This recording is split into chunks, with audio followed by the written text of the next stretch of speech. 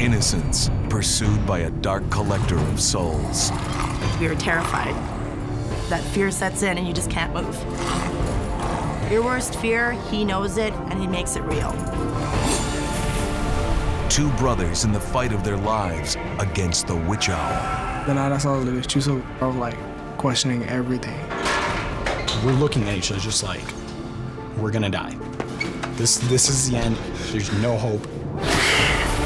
The wild man monster that threw a town into panic. I stood there in shock. I didn't know what this monster was going to do. Even stranger, the mysterious manhunt that followed. There were sheriff's cars, state police, black SUVs. The place was swarmed with federal agents. That doesn't make any sense to me.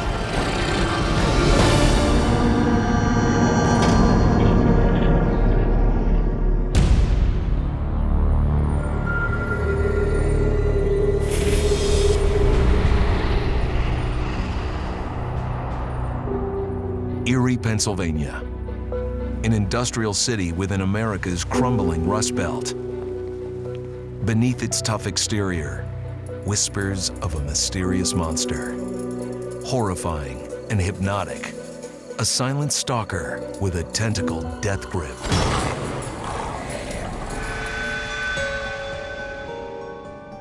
Every civilization has their own boogeyman, a creature that stalks and kills the innocent. The legend of the Rake states that once the Rake is seen, it will stalk the individual for the rest of its life until it drives them insane or it kills them. It's a relentless predator. This is the enemy that Robin Swope has vowed to fight. Swope is a pastor at St. Paul's United Church of Christ in Erie. As a seminary-trained exorcist, he is no stranger to battles with the demonic. It doesn't matter what religion you are. It's your faith in God and to drive out the evil, to force the creature to go away, because really, the place that they're haunting is the territory of the people who are living. And these shadow creatures really don't belong there. When it comes to the Rake, the struggle with the shadow adversary is old. The concept goes back to the times of ancient Egypt. So basically 4,000 years. Osiris, god of the underworld, struck fear amongst the living. And over the ages, similar forms have come forth, often tall, dark, and faceless. The endgame is always death.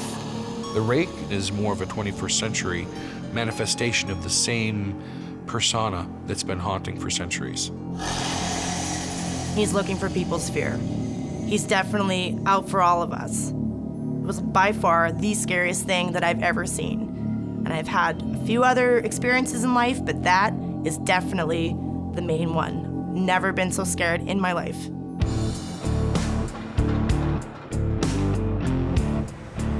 Carri Forgorgio runs a busy tattoo studio in Erie, Pennsylvania. From an early age, this artist has played by her own rules. She wasn't the kind of girl who's afraid of monsters. In high school, I kind of kept to myself. It was a little bit different. My parents decided to send me to Catholic boarding school to try to drag me out of my shell. And that's not what it turned out to be. The old boarding school sat in seclusion, surrounded by deep woods. After class at school, there wasn't really much for me to do there. So we had to kind of find our own entertainment. And we used to sneak and smoke cigarettes. One night, Carri snuck out to meet her boyfriend. She was worried she might get in trouble. The last thing she expected was a visit from the Rake. We weren't supposed to be out after dark.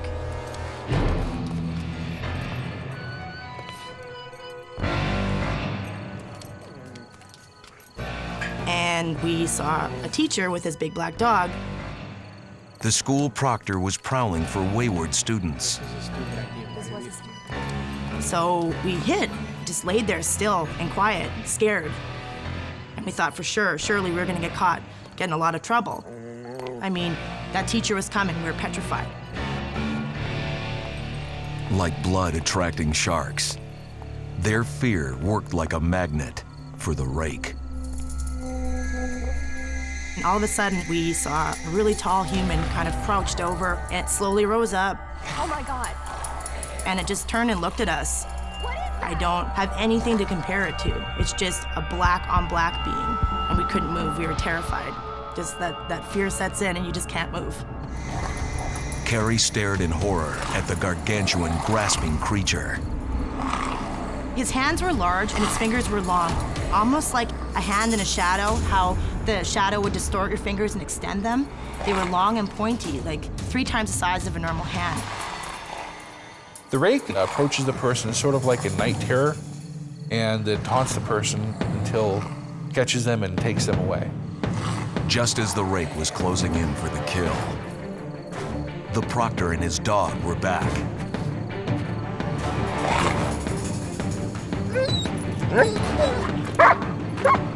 The night erupted in the cries of a howling dog.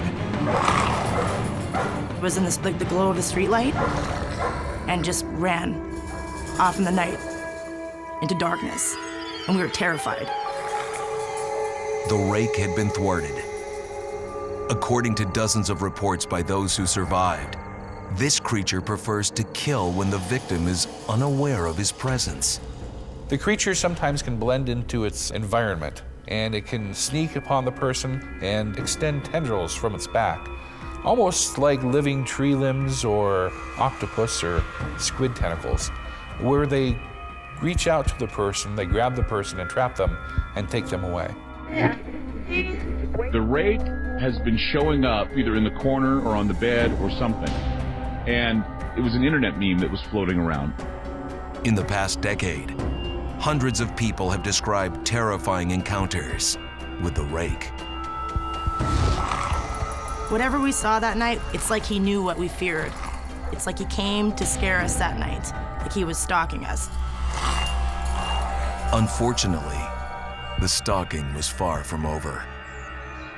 The Rake wasn't finished with Carri. And this monster has a long history of showing up when you're defenseless, asleep in bed. The Rake would pay a bedtime visit to Carri Forgorgio. She barely survived the encounter.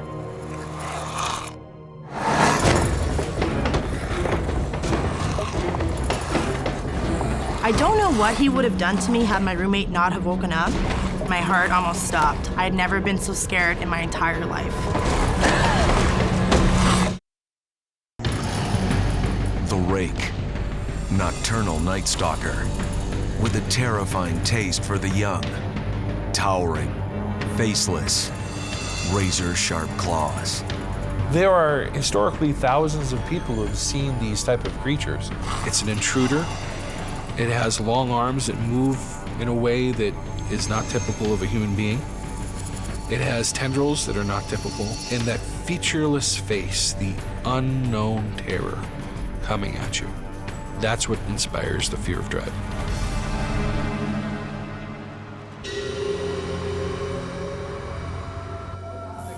For tattoo artist Carri Forgorgio, the dark silhouette of this monster is firmly traced in her mind. When she was a teenager attending boarding school, Carri narrowly escaped a nighttime attack by the Rake. In another visit, it showed up alongside her bed. My dorm room had 2 bunks. One night I was in my bed, sleeping kind of restless. And I woke up abruptly, and I remember looking at the clock, and it was 3:33. I saw my roommate staring down at me, horrified, just terror on her face. Carri had no idea what had just transpired, how close she had come to never waking up. Her roommate knew. Now she had laid eyes on the Rake. She just looked terrified, almost started crying. She started telling me that she woke up at 3:30, looked down, and saw this being, this thing, sitting on my bed, just smothering me. and she was horrified. She described it as maybe 8 foot tall, thin, long fingers. It was so big it couldn't fit under the bunk bed above it. It was hunched over.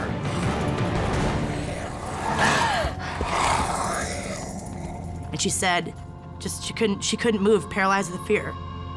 This monster doesn't want witnesses. I don't know if he was scared away, but when it ran off into the night, we just laid there frozen, terrified. I felt sick, I felt dizzy, I wanted to throw up, I wanted to cry, I had a million emotions at once. I don't know what he would have done to me had my roommate not have woken up, but I can't help but feel that he was trying to hurt me. Carri went to the dean to report what had happened. She was surprised by what followed. The dean took it very seriously. So serious that when we entered our room that day at lunch hour, there was a medicine woman doing a smudge over my bed, saying prayers and shaking around shells. And for a Catholic school, that's unheard of. For them to resort to that, it had to be something they've dealt with before. A lot of kids had seen them. That Christmas break, I never went back. I was too scared to go back. I believe he's still around. I think that something like that has those capabilities that can change their shape, I believe that he's dimensional, really. As a minister, I believe we're surrounded by angels, demons, spirits, and all kinds of things that we cannot see, but we sense. Sometimes these entities are violent. Sometimes they're kind and assisting. But the violent ones can stalk you for the rest of your life. Years later, the Rake's mesmerizing image still lingers in Carri Forgorgio's mind. And now, on her body. I became obsessed with it. I still am obsessed with it. It's so hard to believe. Even today, like, I still think about it all the time. I could see it like it happened yesterday.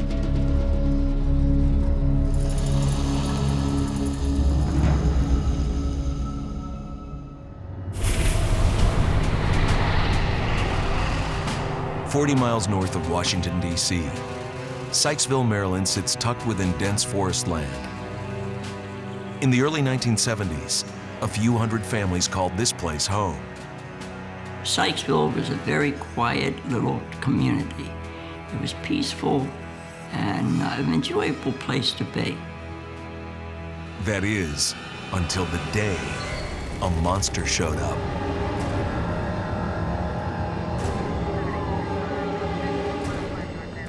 The town of Sykesville was in fear. People didn't know if they should be armed, if it was dangerous. Sightings about cryptids in the woods are typically met with skepticism, dismissed as crazy, or just ignored. Something different happened in Sykesville. It's interesting to me why so many authorities were here so quickly. It seems like the authorities were a little too ready. The incident within 24 hours triggered a very enormous manhunt. Something was going on. Even the Sykesville police had no idea what was going on. If residents were in a panic, even stranger was the mysterious manhunt launched by law enforcement officials.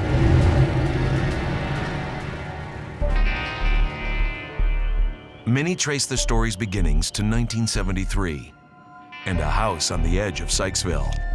The woman lived in a rancher, and there was trees all around the house.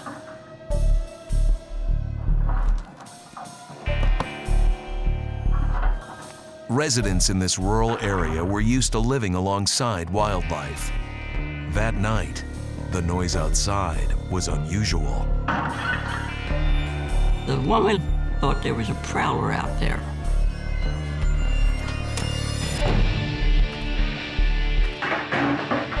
Something had gotten into a shed near the house. Curious, she decided to take a closer look.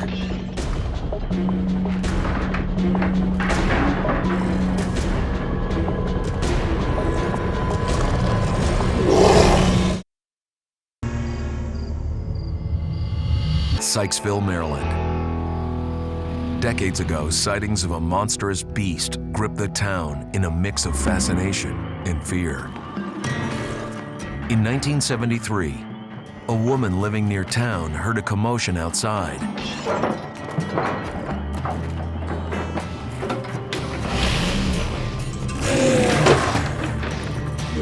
Luckily, she locked the door in time. And with an intruder like that, she needed help immediately. A local police officer responded to the call.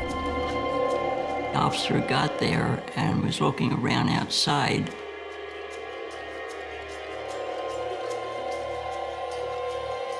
And as he was putting his flashlight in that direction,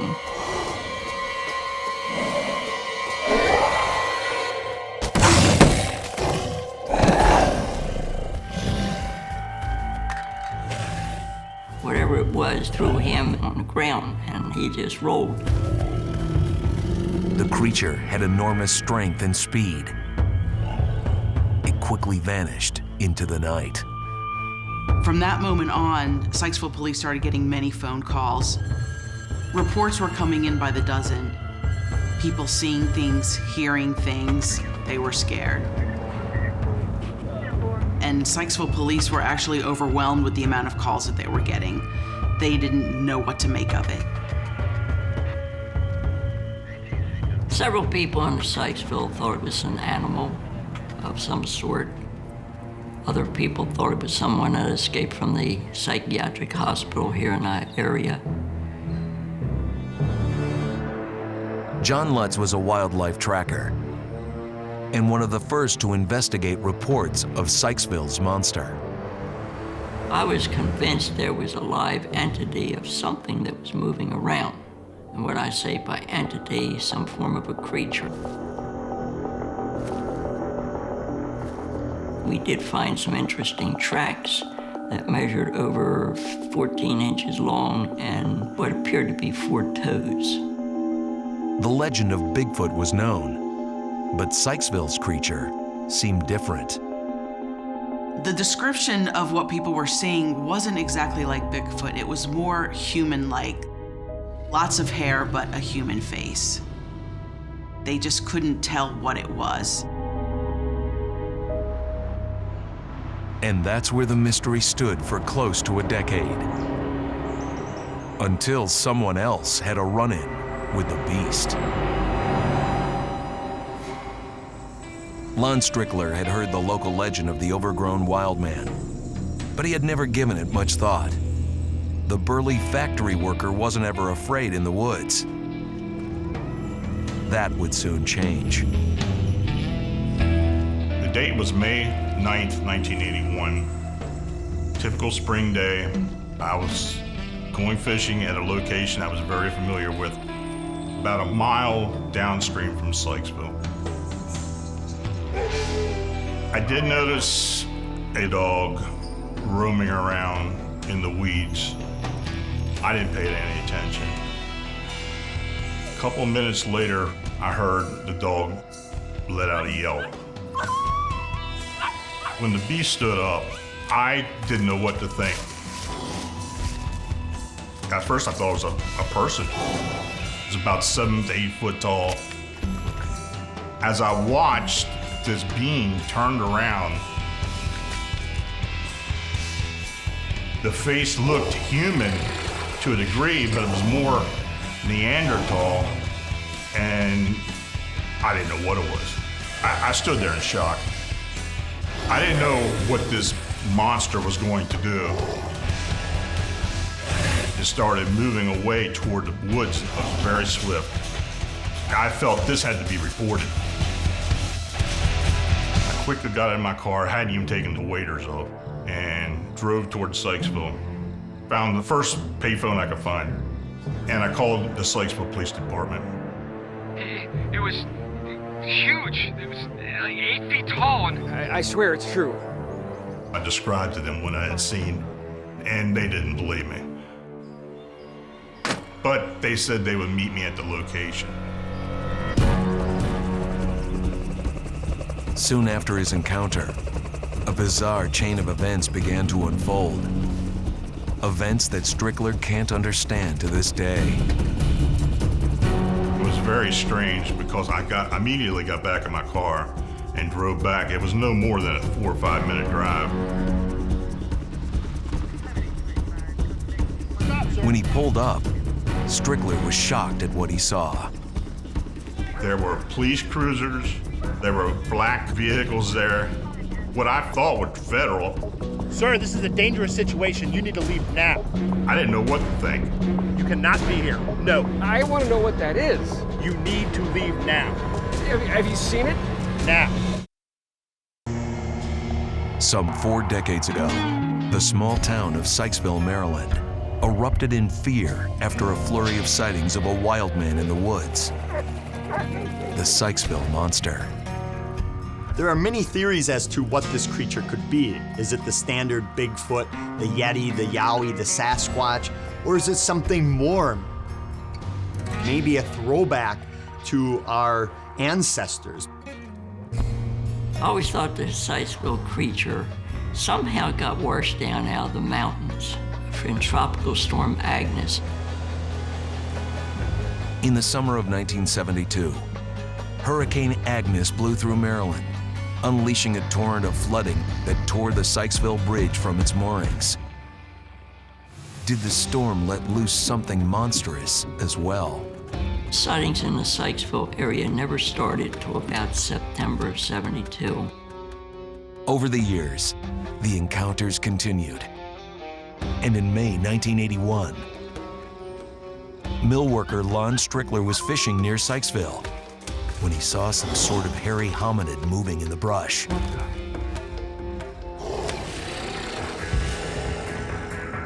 Within minutes, the woods were swarming with police. State policeman told me to get back in my car and leave. And I explained to him, well, I made the call. And he said, you gotta leave. Have you seen it? It's massive. It was huge. You cannot be here. When I was told to leave, I was frustrated. Something was going on. Something I didn't know about. With the first Sykesville monster encounter, just one police officer responded. Almost 10 years later, Strickler's encounter triggered a manhunt.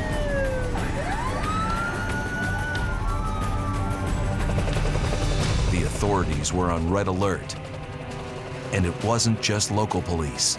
By all appearances, the response had turned to the feds. I came back about an hour later, and the whole area was cordoned off. There were people going through the woods, dogs going through the woods. There were helicopters, there were sheriff's cars, state police, black SUVs. The place was swarmed with federal agents. That doesn't make any sense to me.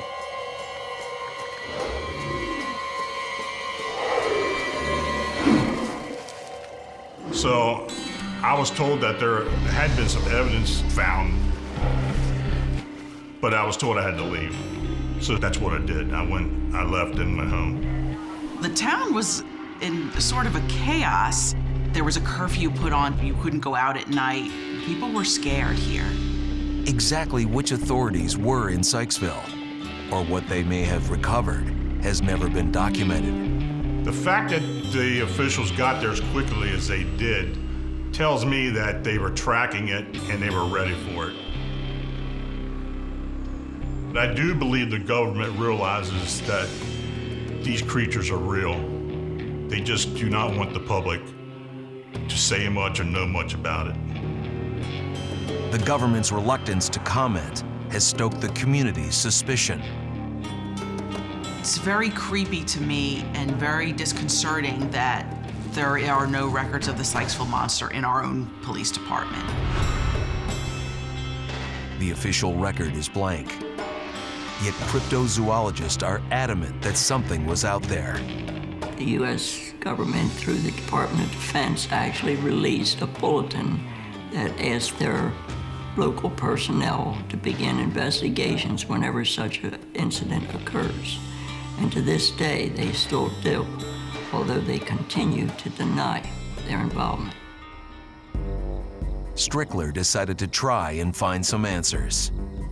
I actually found a few of the original witnesses from the 70s and interviewed many of them. And then I asked a sketch artist in Florida, who was a retired detective, to give me a rendering.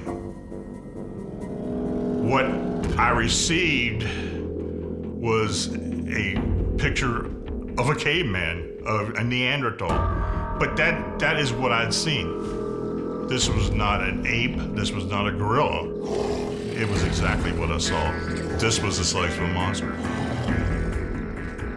My encounter made me realize that there are other things out there.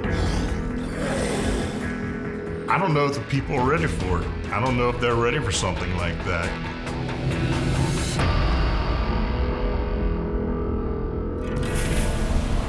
"200 miles southwest of Albuquerque, the farming town of Roswell, New Mexico, sits perched on the high plains. The infamous site of an alleged UFO crash in the 1940s. Roswell is also the site of a sinister visitation by a flying monster. One that's feathered, female, and frightening. A shape-shifting witch known as La Lechuza, the owl. It's sent to cause terror and eventually have the person die of fear. That's the purpose of this thing, is to scare you to death.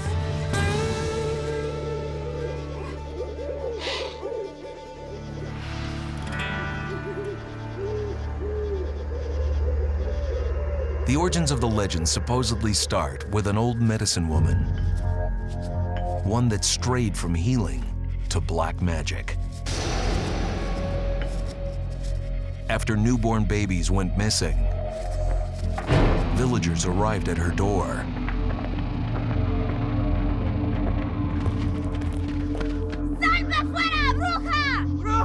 They were determined to wipe out the conjuring crone.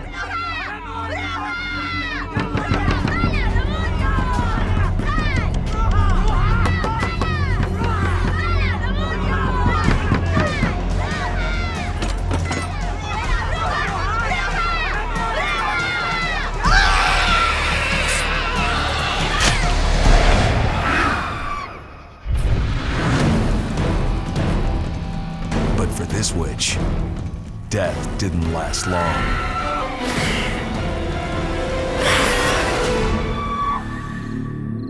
La Lechuza was born, and she's out for revenge.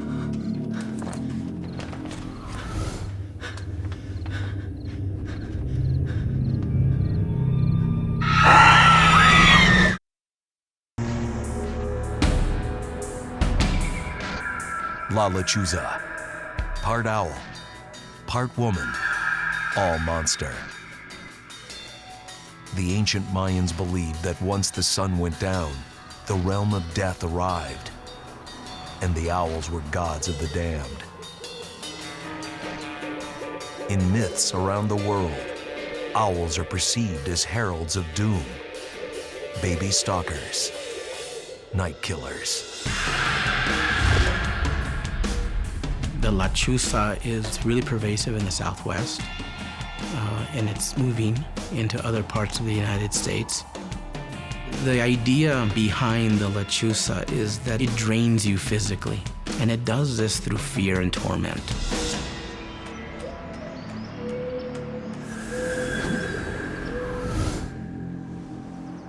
When children and adults see this owl, it's always at night, and they don't always see the next day. The worst case is people being found with their eyes clawed out.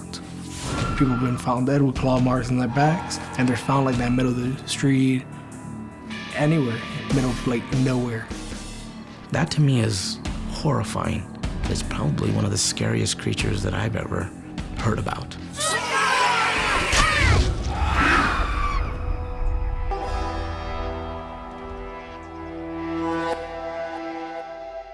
Octavio Ramos is a journalist and technical writer at Los Alamos National Lab. My parents were in their 20s when they moved to the United States from Mexico.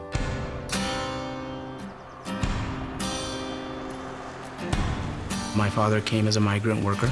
and moved his way into Roswell, New Mexico. My mother also moved over to Roswell, where she was working in a household. And that's when they met and they married. This is it, we're here. Soon they found a new home to start their life together. It was their first home. For them, it was quite luxurious. They never had anything so big in their lives before.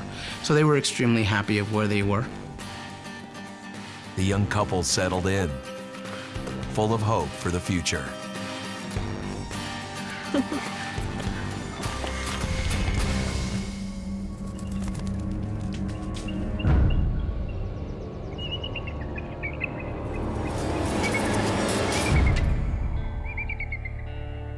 I was born, I was only a few months old. With their newborn son, Juan and Maria's paradise was complete. Only the very bundle that brought them so much joy may have attracted a wicked force. The Lechuza may have sensed that there was a baby in the house.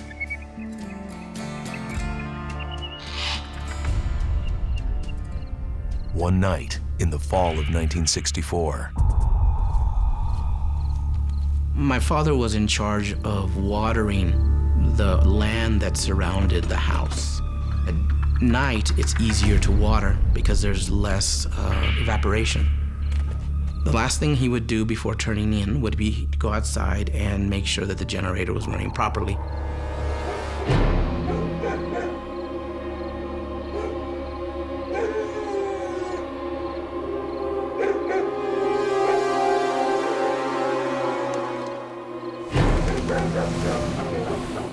And that's when he saw the fireball coming from our neighbor's house back over to our house. Maria! Juan called Maria out to see it, to make sure he wasn't imagining this. My parents described it as a very orange flame that was like scintillating blue. It was incredibly bright, incredibly bright. He thought it might be a meteor, or he thought it might be some strange form of lightning. Vámonos, vámonos. The terrifying visit was just the beginning. Every night, the frightening fireball descended upon the family. My parents remember the dogs just barking constantly. And then eventually going from barking to this high-pitched howling. They were so terrified of this thing.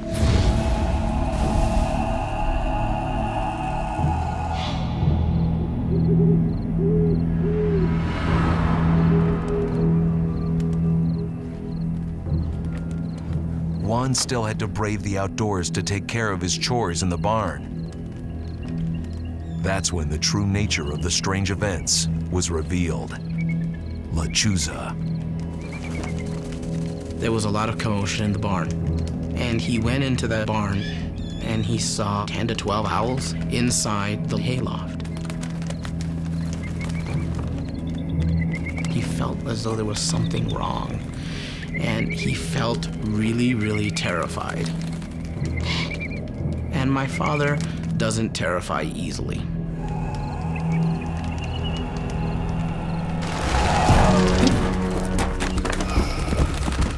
And so he went back into the house and he told my mother that he felt as though there was something wrong.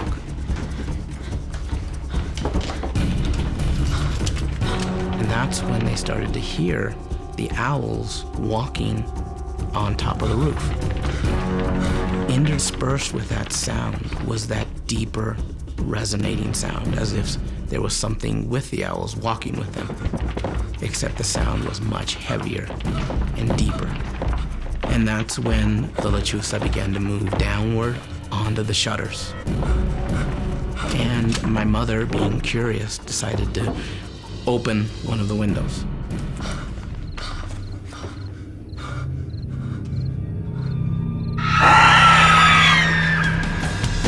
She screamed, and she told my father what she had seen. And so they stayed there for the rest of the night. They had survived a mysterious fireball, a visit by the witch owl herself. Then, Juan fell gravely ill. He had been working in the field when the appendicitis had struck him. So he was in bed. He slept most of the time. He was getting weaker and weaker by the day. Juan's health continued to deteriorate, and the Lechuza came every night to check on his downward spiral, as if to watch him die. My mother says that she believed my father was going to die if they did not take action, which is why she went to the extreme of going to a curandera, Y de esa manera desaparecerá el hechizo. which is a good witch, supposedly a good witch. Going to a curandera means that you're tapping into magic, and any type of magic is not a healthy thing. But the only way to have destroyed this creature was to do as the curandera said. Para eso hay que rezar con todo el corazón y con todo The curandera told them someone was using the owl witch to harass the para que family. os dé la fuerza. Both the newborn baby and Juan were in danger if they didn't act soon. They had but one option. Take a bullet and engrave a crucifix or a cross on it. En el nombre de tu Hijo Jesús, que dio la vida por nosotros, amén. Load the rifle and go outside and shoot it. And she said that he was the only person that could possibly go out there and kill it. In 1964, in Roswell, New Mexico, a sinister owl witch, known as Lechuza, was stalking a young couple, Juan and Maria Ramos, and their newborn baby. After just days of torment, Juan was sick, near death. His only hope for survival, killing the monster, using a bullet carved with a cross. The torment was so bad, my father decided that he had enough. And so he loaded it, went outside, waited for it to manifest itself into the ball of fire. He said that there was a horrible, high-pitched scream, and he shot it. They found some feathers, and they found some blood. He doesn't know if he killed it or if he wounded it, but that was the end of it for them. It never tormented them again. Juan recovered from his illness. He eventually shared the story of La Lechuza with his son, Octavio, but refuses to discuss it with anyone else. Well, my father doesn't like to talk about the Lechuza because he is very religious, and anything to do with any type of magic is considered blasphemous in the Catholic Church. But I know by the cadence of his voice that he saw something that he'd rather not talk about. And I think it's one of the few secrets that my father will take to the grave. Reports of La Lechuza continue to surface across the Southwest. Recently, in Austin, Texas, 2 teenagers went looking for fun. They nearly ended up as prey for the bloodthirsty owl witch. We just had band practice and we were hanging out, and you know, we just had one of those nights where we really didn't have anything to do. In the summer of 2010, David Garcia was 15 years old. His brother, Mike Andres, was 6 years older. On a whim, they decided to hunt around in a derelict structure on the outskirts of town.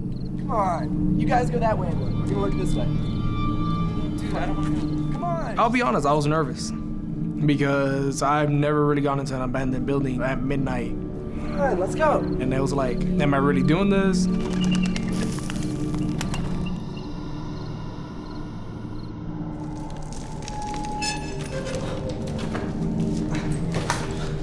As they entered the building, the air suddenly went cold. It was that eerie kind of cold where you get a chill up your spine and you're just kind of like, I shouldn't be here. This is so cool. So we walked around and we could hear like, you know, scuttling and noises here and there, things falling, you know. We thought, you know, it was just an abandoned building. You know, maybe nobody took care of it and it was just falling apart. Did you hear that? But then the noises turned into voices. I just hear like there's someone behind me like, Mike. Was that you? What are you trying to do? Freak me out? Dude, it wasn't me. It was more of a softer, younger woman's voice. I think it came from down there. Let's go check it out. I was scared. That's what we were like, who was in here with us.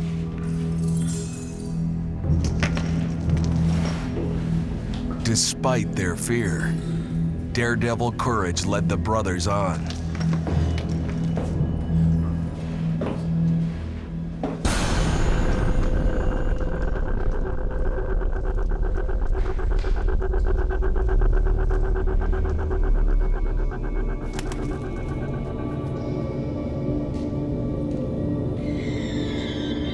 When we start walking, we hear a screech. What was that? A screech, just petrifying kind of screech.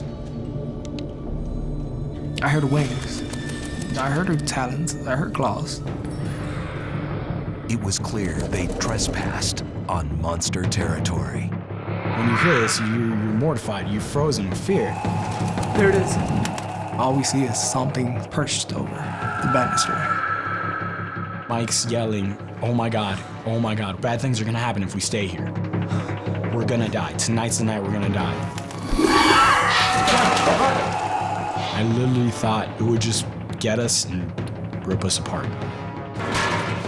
Mike and David were running for their lives, while Lechuza close behind.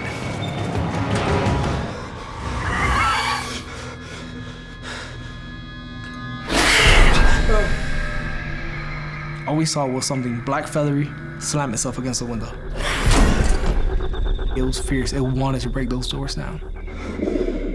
On the other side of the glass, a creature that would haunt their memory forever. And I see clear, a young girl. I mean, nothing past 20, just staring. In the folklore, it describes the creature's eyes that are like dark chasms that you stare into and that create a really heightened sense of paralysis and horror. Come on, let's get out of here. Breaking free of Lechuza's mesmerizing grip, the brothers escaped with their lives. I truly believe that I was in the presence of this majestical, demonic thing. I wish I could put in more words how beautifully terrible it was.